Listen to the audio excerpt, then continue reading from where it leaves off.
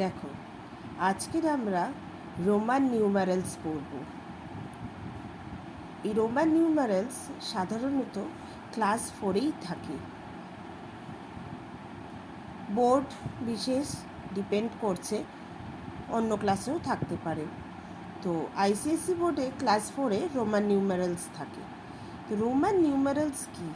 Roman নিউমারেলস মানে হলো রোমানরা যে নাম্বার সিস্টেম ইউজ করতো।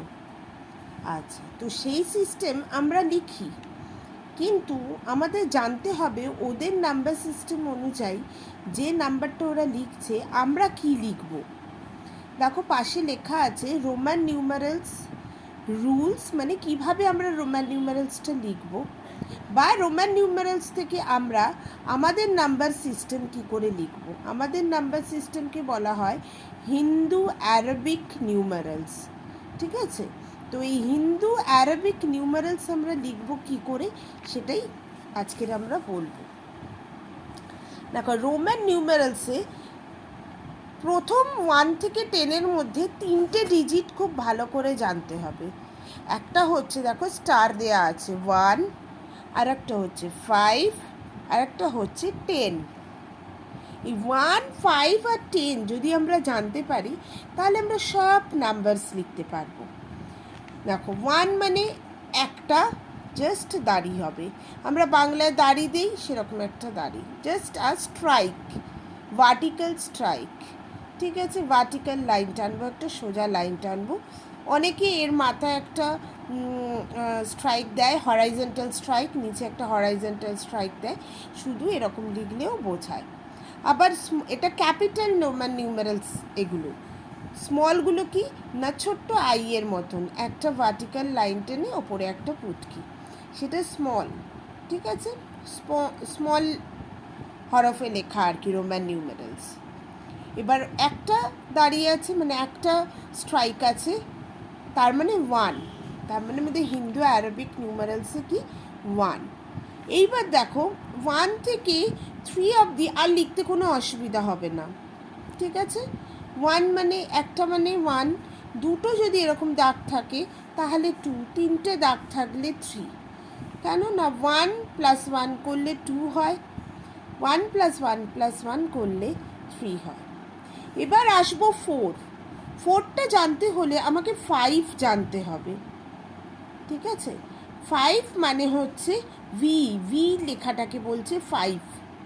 ভি লেখে রোমান নিউমারেলসে, সেটা মানে হিন্দু আরবিকে 5।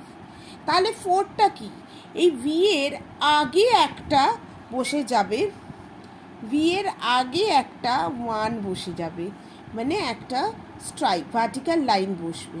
ঠিক আছে, এই যে 1, তার মানে কি রোমান নিউমারেলসে 5-এর আগে 1 বসা মানে 5 - 1। এইটা হচ্ছে একটা সিস্টেম ওদের লেখার। যখন আমরা ভি এর আগে আই লিখব, 1 মানে একটা আই স্ট্রাইক দেব, তার মানে 5 - 1। ঠিক আছে, তাহলে 5 হচ্ছে ভি, তাহলে 4 কি হবে না, ভি -1 মানে 5 - 1 4। এবার যে 5 জেনে গেলাম, 6, 7, 8 লিখতে কোনো অসুবিধা নেই। কেন না, আমি 5 জানি আর 1 জানি। দেখো, পাশে স্টার দেয়া আছে, ভি এর পাশে স্টার, মানে এটা আমাকে জানতে হবে, আর 1-এর পাশে স্টার, এটা আমাকে জানতে হবে। 5-এর পাশে একটা রাইট সাইডে, নট লেফট সাইডে, লেফট সাইড মানে মাইনাস। যখনই রোমান নিউমারেলসে 5-এর আগে একটা 1 থাকবে, তার মানে হচ্ছে সেটা 5 - 1।